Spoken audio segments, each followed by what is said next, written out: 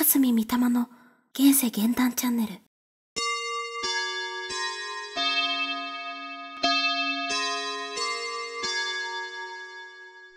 みた版はかすみみたまです。今回はゴールデンウィークということで、いつもと少し違う動画にしてみました。今回のテーマは5月5日。Twitter のタイムラインでも盛り上がっていますように、5月5日はワンピースのルフィ、アイマスの水瀬いおりちゃんなどなど多くのキャラクターのお誕生日となっております。おめでとうございます。と、おたおめ動画にしたいところなのですが、この動画で取り上げさせていただきますのは、子供の日、端午の節句という国民的行事についてです。どういう行事なのかというところから関連する怖いお話まで取り上げていこうと思いますので、ぜひぜひ最後まで楽しんでいてください。では行ってみましょう。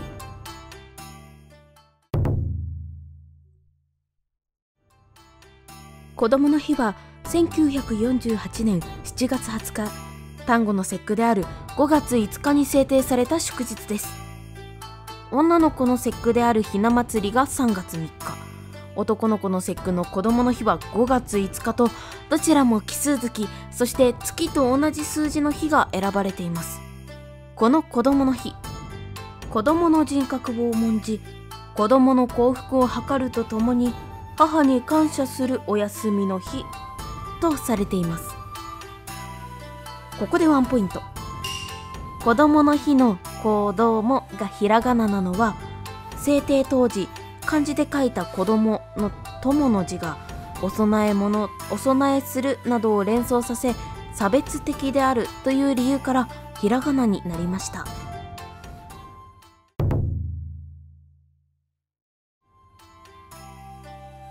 もともとはこの時期がちょうど田植えのシーズンであり、田植えは女性の仕事だったことから、女性が大切にされるあやめの節句、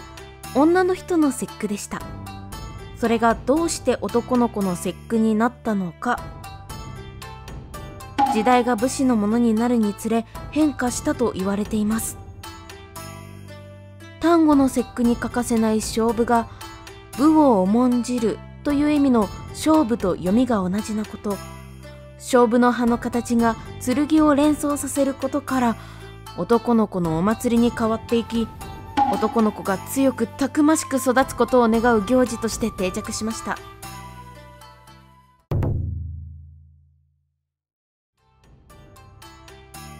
端午の節句の起源は中国。中国では月と日が同じ数字になる日を祭事の日とする習わしがありました。ひな祭りも子供の日もここから来ているんです。奇数は陰陽道では陽の数字ですが、奇数が2つ重なると偶数、陰の数字になることから、その邪気を払うために行事を行いました。これがひな祭り、子供の日、七夕、菊の節句などにあたります。ここでワンポイント。これらに1月7日の七草の節句をプラスして五節句と言います。さらにワンポイント。端午は月始めの馬の日を指していて、5月に限ったものではなかったのですが、馬の字が5とも読むことから毎月5日になり5月5日になったと言われています。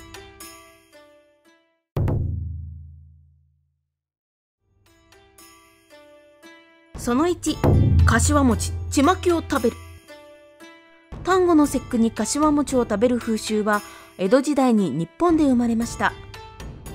葉っぱをつけたまま冬を過ごし、新芽が吹く頃に落葉するという特徴がある柏。跡継ぎができるまで葉っぱを落とさないため、縁起担ぎの木と言われています。柏餅を端午の節句に食べることにより、男の子が強くたくましく育つことを願っています。一方、ちまきは中国の古い歴史に由来します。古代中国に屈原という忠誠心が強いと名高い詩人がいまして、政治にも携わっていた彼は多くの人民から支持されていました。しかしそれを好ましく思わない者の陰謀によって国を追われ、川へ身投げしたという言い伝えがあります。嘆き悲しんだ多くの人民は屈原が魚に食べられないよう川へちまきを投げ入れたそうです。この言い伝えからちまきは中国で忠誠心が高い象徴として考えられています。そのため忠義のある子に育ってほしいという願いが込められていると言われています。その2、鯉のぼりや兜などを飾る。鯉のぼりのゆえんは、黄河の急流にある龍門と呼ばれる滝を多くの魚が登ろうと試みたが、鯉のみが登りきり龍になることができたという中国の伝説から来ていると言われています。登龍門という言葉もここから来ているそうです。鯉のぼりを飾る風習は、武士の軍旗であった旗指物に男の子の成長祈願として美しい絵を描き、神へ男児誕生を知らせるものとして飾られていた武者絵のぼりからと言われています。その武者絵のぼりの定番図柄に鯉のぼりの絵があり、それを立体に起こしたのが今の鯉のぼりの始まりとなりました。兜を飾る、これ嬉しかった男性多いんじゃないでしょうか。兜とかかっこいいですから、小さい頃憧れてたりしたかなと思います。これは武家の社会の身の安全を願ってお参りするときに鎧兜を奉納するというしきたりが元となっています。鎧や兜は武士にとって自分の身を守るものなので、子供の体を守ってくれるようにという願いが込められています。その3、菖蒲湯に入る。菖蒲は強い香りを持つので、邪気を払うとして行事に使用されていました。これにより厄除けの意味を込めて菖蒲湯に入るようになりました。ちなみに菖蒲湯はリラックス作用や血行促進が期待でき、肩こりや腰痛予防にも効果があると言われています。私が思うに、菖蒲湯に入ると疲れが緩和され体が軽くなったみたいなところから、ついていた悪いものが取れた厄除けになるとなったのかなと思っています。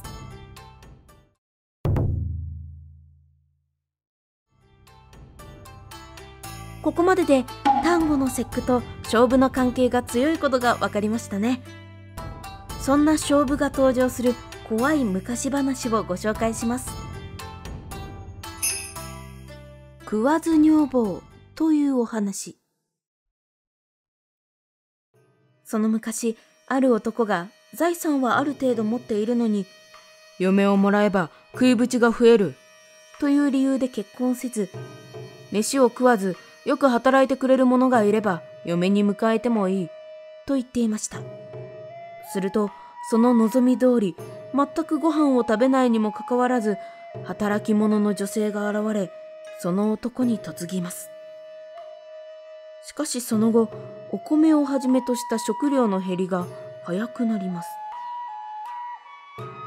自分の見ていないところで食べているのではないかと疑った男は、仕事に向かうふりをして屋根裏から嫁の行動を探ります。そして嫁が大量のご飯を炊き食べているところを目撃するのです。しかも嫁はなんと頭頂部にある大きな口から食べていたのです。嫁の正体を知った男は離縁を申し出ますが、嫁が本来の姿に戻り、男を桶に入れ山奥の住処へ拉致しようとします。男は運ばれている途中に隙をついて逃走。菖蒲の生えた草原に身を潜めることで逃れることができました。